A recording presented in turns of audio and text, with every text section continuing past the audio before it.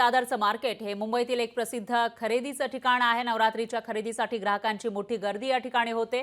तर नवरात्रीसाठी लागणाऱ्या कपड्यांची खरेदी दादरमध्ये मोठ्या प्रमाणामध्ये केली जाते। त्याचा आढावा घेतलेला आहे आपल्या प्रतिनिधी विकास मिरकणे यांनी।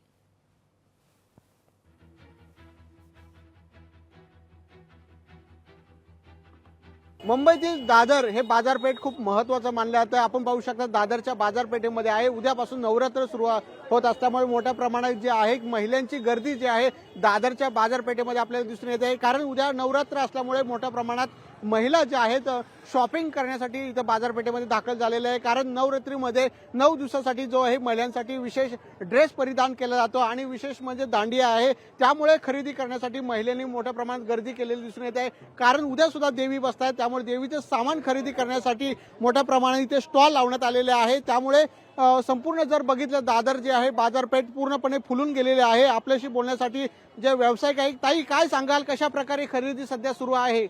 चांगल्या प्रकारे खरेदी सुरू आहे आणि गिराईक आहे भरपूर। आमच्याकडे टोपली आहे, गरबे आहे, आणखीन गावची माती आहे शेंगाच्या रानातली, आणि मटके आहेत, आणि 9 धान्य मिक्स आहे, आणि पत्रवळे आहेत, ओटीचं सामान आहे, खण आहेत। विशेषतः खरेदी हे सगळं याचं दसऱ्याचं पूजेचं सामान खरेदी करतात आहे घटाचं।